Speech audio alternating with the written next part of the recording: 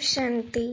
आज 14 जून 2024 के बाबा के साकार महावाक्य। बाबा कहते, मीठे बच्चे, निरंतर याद रहे कि हमारा बाबा बाप भी है, टीचर भी है तो सद्गुरु भी है।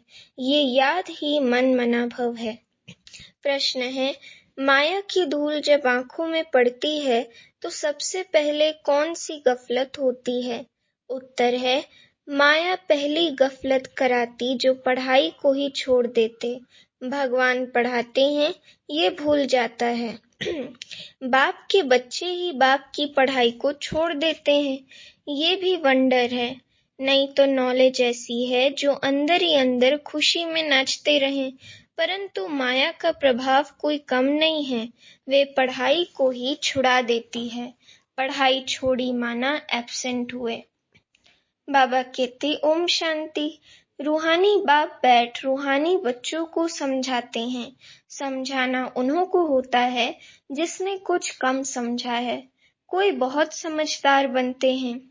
बच्चे जानते हैं ये बाबा तो बड़ा वंडरफुल है। भल तुम यहाँ बैठे हो, परंतु अंदर में समझते हो ये हमारा बेहद का बाबा भी है, बेहद का टीचर भी है, बेहद की शिक्षा देते हैं। सृष्टि के आदि मध्य अंत का राज समझाते हैं। स्टूडेंट की बुद्धि में तो ये होना चाहिए ना, फिर साथ में जरूर ले जाएंगे। बाप जानते हैं ये पुरानी छीछी दुनिया है, इनसे बच्चों को ले जाना है। कहाँ? घर। जैसे कन्या की शादी होती है तो ससुर घर वाले आकर कन्या को अपने घर ले जाते हैं। अभी तुम यहाँ बैठे हो, बाबा समझाते हैं बच्चों को अंदर में जरूर आता होगा कि ये हमारा बेहद का बाप भी है, बेहद की शिक्षा भी देते हैं। जितना बड़ा बाबा उतनी शिक्षा भी बड़ी बेहद की देते हैं। रचना के आदि मध्य अंत का राज भी बच्चों की बुद्धि में है और किसी भी दुनिया वाले की बुद्धि में नहीं है। जानते हैं बाप इस छीछी दुनिया से हमको वापस ले जाएंगे, ये भी अंदर में याद करने से मन मनाभव ही है। अगर हम ये भी याद रखें बुद्धि में कि बाबा हमको इस छीछी दुनिया से छुड़ाकर स्वर्ग की बादशाही देने वाले हैं, तो ये भी अपने आप में मन मनाभव ही है, मतलब बाबा को याद करना ही है। चलते फिरते उठते बैठते बुद्धि में यही याद रहे। वंडरफुल चीज को याद करना होता है। तुम जानते हो अच्छी रीति पढ़ने से, याद करने से हम विश्व के मालिक बनते हैं। ये तो जरूर बुद्धि में चलना चाहिए। पहले बाप को याद करना पड़े, टीचर बाद में मिलता है। बच्चे जानते हैं हमारा बेहद का रूहानी बाप है। सहज याद दिलाने के लिए बाबा युक्तियां बताते हैं। माँ में कम याद करो, जिस याद से ही आधा कल्प के विकर्म विनाश होंगे। आधे कल्प के माना जब से द्वापर से लेकर हमने विकर्म करने चालू किए और अभी कलयुग अंत तक, तो वो विकर्म विनाश होंगे। पावन बनने के लिए तुमने जन्म जन्मांतर भक्ति जप तप आदि बहुत किए हैं। मंदिरों में जाते हैं, भक्ति करते हैं, समझते हैं हम परंपरा से करते आए हैं। शास्त्र कब से सुने हैं, कहेंगे परंपरा से। मनुष्यों को कुछ भी पता नहीं है। सतयुग में तो शास्त्र होते ही नहीं। तुम बच्चों को तो वंडर खाना चाहिए। बाप बिगर कोई भी ये बातें समझा नहीं सकते। ये बाप भी है, टीचर भी है, सद्गुरु भी है। ये तो हमारा बाबा है, इनका कोई माँ बाप है नहीं। शिव बाबा अजन्मा है, शिव बाबा के कोई माँ बाप है नहीं। कोई कह नहीं सकते कि शिव बाबा किसी का बच्चा है। ये बातें बुद्धि में घड़ी घड़ी याद रहें, यही मन मनाभव है। आज मुरली में बाबा मन मनाभव की भिन्न भिन्न परिभाषा समझा रहे हैं। बाबा कहते, टीचर पढ़ाते हैं परंतु खुद कहाँ से पढ़ा नहीं है। इनको कोई ने पढ़ाया नहीं, शिव बाबा को किसी ने पढ़ाया नहीं है। वे नॉलेजफुल है, मनुष्य सृष्टि का बीज रूप है, ज्ञान का सागर है। चैतन्य होने कारण सब कुछ सुनाते हैं। कहते हैं बच्चों, मैं जिसमें प्रवेश करता हूँ, इन द्वारा मैं तुमको आदि से लेकर इस समय तक सब राज समझाता हूँ। अंत के लिए तो फिर पीछे कहेंगे। उस समय तुम भी समझ जाएंगे अभी अंत आता है। कर्मातीत अवस्था को भी नंबरवार पहुंच जाएंगे। तुम आसार भी देखेंगे। पुरानी सृष्टि का विनाश तो होना ही है, ये अनेक बार देखा है और देखते रहेंगे। पढ़ते ऐसे हैं जैसे कल्प पहले पढ़े थे। राज्य लिया फिर गवाया, फिर अब ले रहे हैं। बाप फिर से पढ़ा रहे हैं। कितना सहज है। तुम बच्चे समझते हो हम सच सच विश्व के मालिक थे। फिर बाबा आकर हमको वे ज्ञान दे रहे हैं। फिर बाबा आकर हमको वे ज्ञान दे रहे हैं जिससे हम फिर से विश्व के मालिक बनेंगे। बाबा राय देते हैं ऐसे ऐसे अंदर में चलना चाहिए, मतलब बुद्धि में ऐसी स्मृति आनी चाहिए। बाबा समझाते हैं बाबा हमारा बाबा भी है, टीचर भी है। टीचर को कब भूलेंगे क्या? टीचर द्वारा तो पढ़ाई पढ़ते रहते हैं। कोई कोई बच्चों से माया बहुत गफलत कराती है, एकदम जैसे आंखों में धूल डाल देती है। पढ़ाई ही छोड़ देते हैं। भगवान पढ़ाते हैं और ऐसी पढ़ाई को छोड़ देते हैं। बाबा कहते पढ़ाई ही मुख्य है, सो भी कौन छोड़ते हैं? बाप के बच्चे। तो बच्चों को अंदर में कितनी खुशी रहनी चाहिए। बाप नॉलेज भी हर बात की देते हैं, जो कल्प कल्प देते हैं। बाप कहते हैं कम से कम इस रीति मुझे याद करो। कल्प कल्प तुम ही समझते हो और धारण करते हो। इनका बाप तो कोई है नहीं, वही बेहद का बाप है। वंडरफुल बाप हुआ ना। मेरा कोई बाबा है बताओ? शिव बाबा कहते मेरा कोई बाबा है बताओ? शिव बाबा किसका बच्चा है? ये पढ़ाई भी वंडरफुल है, जो इस समय के सिवाय कब पढ़ नहीं सकते। और सिर्फ तुम ब्राह्मण ही पढ़ते हो। तुम ये भी जानते हो कि बाप को याद करते करते हम पावन बन जाएंगे, नहीं तो फिर सजाएं खानी पड़ेंगी। गर्भ जेल में बहुत सजाएं खानी पड़ती हैं। वहां पर फिर ट्रिब्यूनल बैठती है। सब साक्षात्कार होते हैं। बिगर साक्षात्कार किसको सजा दे नहीं सकते। मूंछ पड़े कि ये सजा हमको क्यों मिलती है। बाप को मालूम रहता है कि इसने ये पाप किया है, ये भूल की है। सब साक्षात्कार अंत में कराते हैं। उस समय ऐसा फील होता है जैसे कि इतने सब जन्मों की सजा मिल रही है, ये जैसे सब जन्मों की इज्जत गई। तो बाप कहते हैं मीठे मीठे बच्चों को पुरुषार्थ अच्छी रीति करना है। 16 कला संपूर्ण बनने के लिए याद की मेहनत करनी है। देखना है कि हम किसको दुख तो नहीं देते हैं। सुखदाता बाप के हम बच्चे हैं ना, बहुत गुलगुल बनना है। ये पढ़ाई ही तुम्हारे साथ चलनी है। पढ़ाई से ही मनुष्य बैरिस्टर आदि बनते हैं। बाप की ये नॉलेज न्यारी और सत्य है, और ये है पांडव गवर्नमेंट गुप्त। तुम्हारे सिवाय दूसरा कोई समझ नहीं सकते। ये पढ़ाई वंडरफुल है, आत्मा ही सुनती है। बाप बार बार समझाते हैं पढ़ाई को कभी छोड़ना नहीं है, माया छुड़ा देती है। बाप कहते हैं ऐसे मत करो, पढ़ाई छोड़ो नहीं। बाप के पास रिपोर्ट तो आती है ना, रजिस्टर से सब मालूम पड़ता है। ये कितना दिन एब्सेंट रहा, पढ़ाई छोड़ देते हैं तो बाप को भी भूल जाते हैं। वास्तव में ये भूलने की चीज तो है नहीं, ये तो वंडरफुल बाप है। समझाते भी हैं जैसे एक खेल है। खेल की बात किसको भी सुनाने से झट याद रह जाती है ना, वे कभी भूलती नहीं है। ये अपना अनुभव भी सुनाते हैं। छोटेपन में ही वैरागी ख्यालात रहते थे।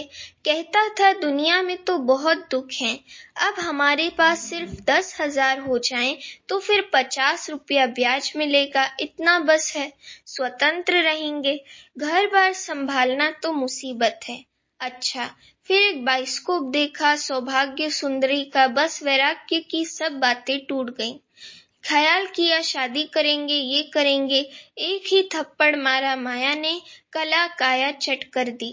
तो अब बाप कहते हैं बच्चे ये तो दुनिया ही दोजक है, और उसमें फिर ये जो नाटक सिनेमा है वे भी दोजक है। ये देखने से ही सबकी वृत्तियां खराब हो जाती हैं। अखबारें पढ़ते हैं, उसमें अच्छी अच्छी माइयों के चित्र देखते हैं तो वृत्ति उस तरफ चली जाती है। ये बड़ी अच्छी खूबसूरत है, बुद्धि में आया ना। वास्तव में ये ख्याल भी चलना नहीं चाहिए।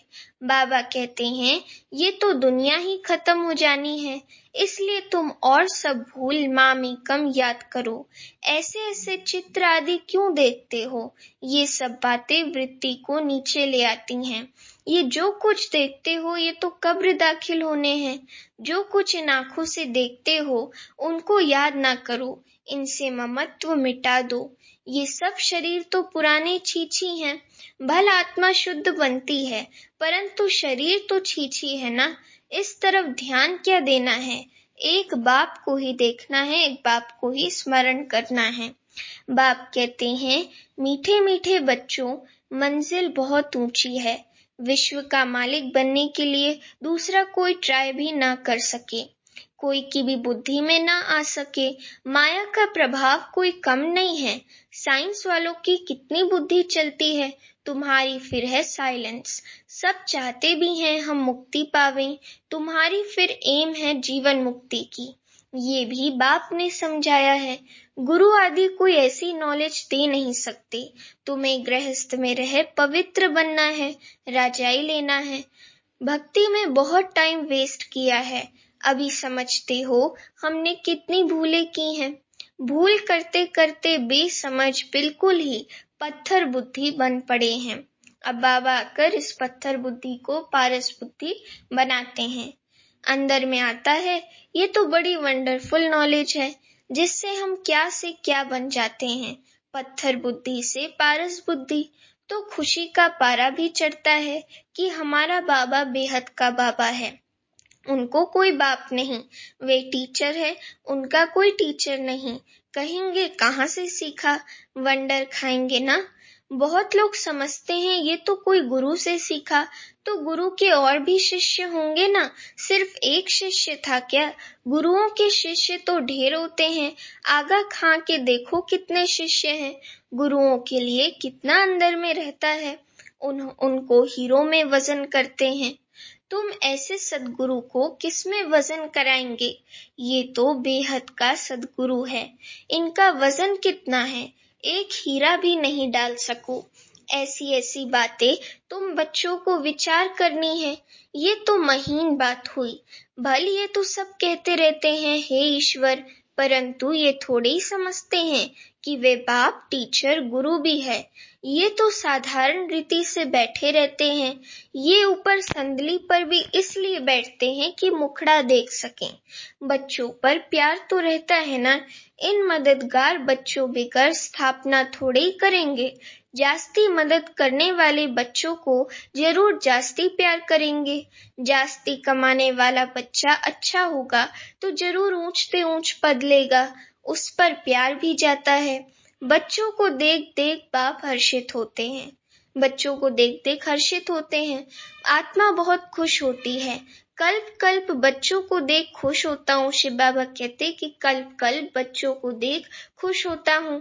कल्प कल्प बच्चे ही मददगार बनते हैं, बहुत प्यारे लगते हैं। कल्प कल्पांतर का प्यार जुट जाता है। भल कहाँ भी बैठे रहो, बुद्धि में बाप की याद रहे। ये बेहद का बाप है, इनका कोई बाप नहीं, इनका कोई टीचर नहीं। स्वयं ही सब कुछ है, जिसको ही सब याद करते हैं। सतयुग में तो कोई याद नहीं करेंगे। 21 जन्मों के लिए बेड़ा पार हो गया तो तुमको कितनी खुशी होनी चाहिए। बस सारा दिन बाप की सर्विस करें, ऐसे बाप का परिचय दें। बाप से ये वर्षा मिलता है। बाप हमको राजयोग सिखलाते हैं और फिर सबको साथ भी ले जाते हैं। सारा चक्र बुद्धि में है। ऐसा चक्र तो कोई बना न सके। अर्थ का तो किसको पता नहीं। तुम अभी समझते हो बाबा हमारा बेहद का बाबा भी है, बेहद का राज्य भी देते हैं, फिर साथ भी ले जाएंगे। ऐसे ऐसे तुम समझाएंगे, फिर कोई सर्वव्यापी कह नहीं सकेंगे। वे बाप है, टीचर है, तो सर्वव्यापी कैसे हो सकता? बेहद का बाप ही नॉलेजफुल है। सारी सृष्टि के आदि मध्य अंत को जानते हैं। बाप बच्चों को समझाते हैं, पढ़ाई को भूलो मत, ये बहुत बड़ी पढ़ाई है।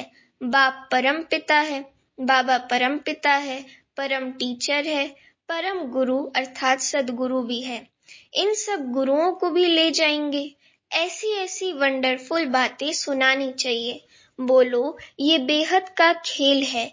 हर एक एक्टर को अपना पार्ट मिला हुआ है। बेहद के बाप से हम ही बेहद की बादशाही लेते हैं। हम ही मालिक थे, वैकुंठ होकर गया है, फिर जरूर होगा। श्री कृष्ण नई दुनिया का मालिक था, अब पुरानी दुनिया है, फिर जरूर नई दुनिया का मालिक बनेगा। चित्र में भी क्लियर है। तुम जानते हो अब हमारी लात नर्क की तरफ, मुंह स्वर्ग की तरफ है। वही याद रहता है। ऐसे याद करते करते अंतमति सुगति हो जाएगी। कितनी अच्छी अच्छी बातें हैं जिनका सिमरण करना चाहिए। अच्छा, मीठे मीठे सिकी लदे बच्चों प्रति माता पिता बाप दादा का याद प्यार और गुड मॉर्निंग। रूहानी बाप की रूहानी बच्चों को नमस्ते। अभी हम रूहानी बच्चों की रूहानी माता पिता बाप दादा को याद प्यार गुड मॉर्निंग और नमस्ते। धारणा के लिए मुख्य सार। पहली पॉइंट, इन आंखों से जो कुछ दिखाई देता है उनसे ममत्व मिटाना है, एक बाप को ही देखना है।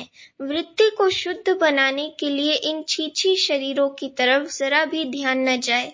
दूसरी पॉइंट, बाप जो न्यारी और सत्य नॉलेज सुनाते हैं वे अच्छी तरह पढ़नी और पढ़ानी है। पढ़ाई कभी मिस नहीं करनी है। वरदान, शांति की शक्ति के प्रयोग द्वारा हर कार्य में सहज सफलता प्राप्त करने वाले प्रयोगी आत्मा भव। वरदान का स्पष्टीकरण, अब समय के परिवर्तन प्रमाण शांति की शक्ति के साधन प्रयोग में लाकर प्रयोगी आत्मा बनो। जैसे वाणी द्वारा आत्माओं में स्नेह की भावना, स्नेह के सहयोग की भावना उत्पन्न करते हो, ऐसे शुभ भावना, स्नेह की भावना की स्थिति में स्थित हो, उनमें श्रेष्ठ भावनाएं उत्पन्न करो। जैसे दीपक दीपक को जगा देता है, ऐसे आपकी शक्तिशाली शुभ भावना औरों में सर्वश्रेष्ठ भावना उत्पन्न करा देगी। इस शक्ति से स्थूल कार्य में भी बहुत सहज सफलता प्राप्त कर सकते हो। सिर्फ प्रयोग करके देखो। स्लोगन है, सर्व का प्यारा बनना है तो खिले हुए रूहानी गुलाब बनो, मुरझाओ नहीं। अच्छा, ओम शांति।